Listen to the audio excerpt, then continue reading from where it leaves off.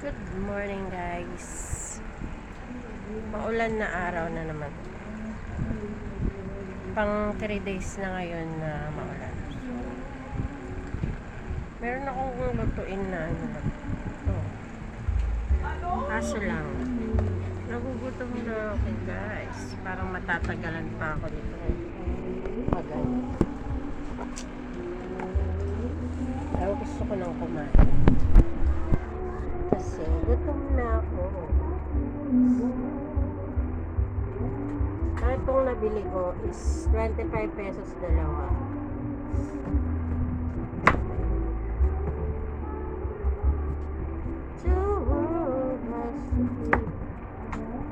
Pangit siya meron siyang bulok guys. Sayang.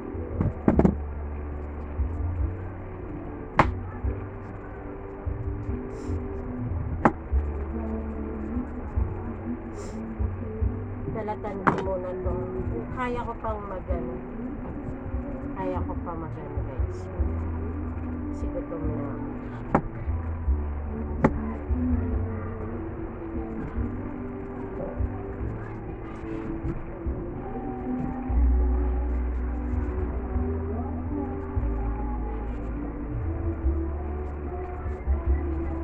At rainbow when the smoke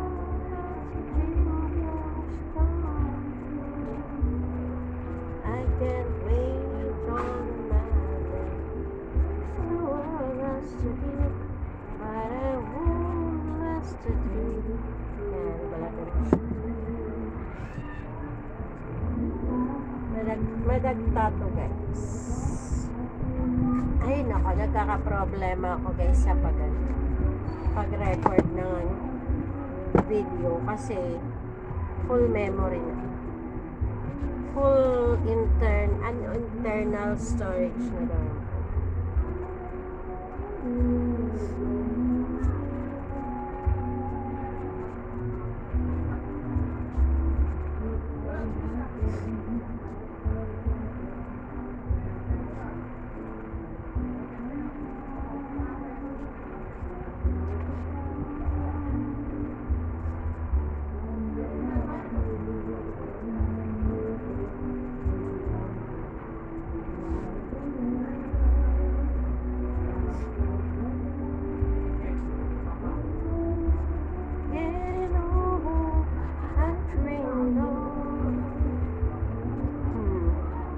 So yun, magkakwento na lang ako about dun sa mga nangyari guys. So yun, diba nag-apply nga ako sa nag-apply ako guys sa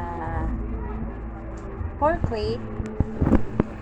Nag-try lang ako pero yun, bad ano na naman.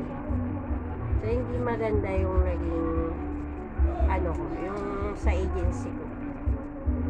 Kasi napasa na ako sa medical ko guys. Nagpa-x-ray ako sa heart. Kasi yun naman yung suggest nila eh.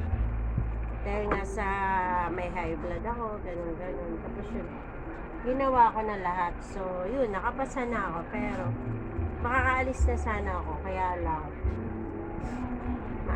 yung sa agency ko ang may problema na-expire na pala yung yung visa ko. So hindi na naman ako nakaalis kasi expire na yung visa ko. Ayaw ng amo ko na i-renew pa kasi nga ganun naman talaga, diba, pag mga amo, syempre mahalaga yung time nila. So iyon, yung visa ko na yun is nila yun, dapat before pa ma-expire yung visa ko, I think mga 1 month mga 1 month yung visa bago ma-expire. So dapat bago ma-expire yun, pinaalis na nila ako. Ang dami nilang ang bagal nila, pati minsan kahit manghingi ako ng halimbawa ng ng mga budget yung sa pamasahe, ang bagal nila magbigay, yung ganun-ganun. Pero nagawan ko naman nun ng paraan.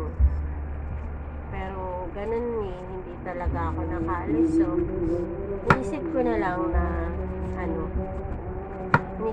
lang na siguro yun ang kagustuhan ni Lord, yung hindi talaga ako makaalis. Malay mo. Tapos yun, nalaman ko after nun, nang nalaman ko na expire na yung ko is, nag-text yung na nakaban nga daw yung Kuwait, yung mga Middle East ngayon kasi nung nakaraan pa yun, pero ngayon pwede na pala. Nakaban daw kasi diba may nangyayaring mga gulo, yung nagbobomba, ganun. So yun, inisip ko na siguro talagang hindi ako ni Lord na umalis pa, kasi daming nakapasa na ako, diba? Tapos sa medical ko nakapasa na ako, pero hindi pa rin ako nakaalis. Siguro kagustuhan niya na rin yun. So sino ba ako para umano sa kagustuhan ni Lord, diba? Ginawa ko naman yung lahat para tinapos ko naman yung mga tasks, yung mga requirements ko, pero hindi pa rin ako nakaalis. Kaya kung ano man yun, okay na rin yun sa akin. Ganun. Dahil na yung mga effort ko na dahil hindi ako nakaalis ni Chris, tanggap ko na. Siguro kailangan kasi buti na lang andito pa rin ako, nagtitinda-tinda pa rin ako dito sa Pasig, kaya kahit papaano meron naman akong income kahit papaano, pero eksakto lang sa mga pagkain ko, ganun.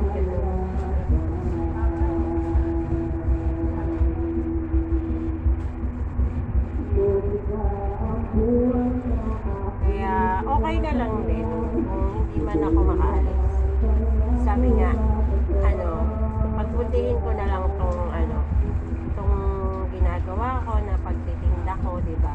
Tsaga-tsaga, kahit na konti lang yung kita, importante nakaka-survive.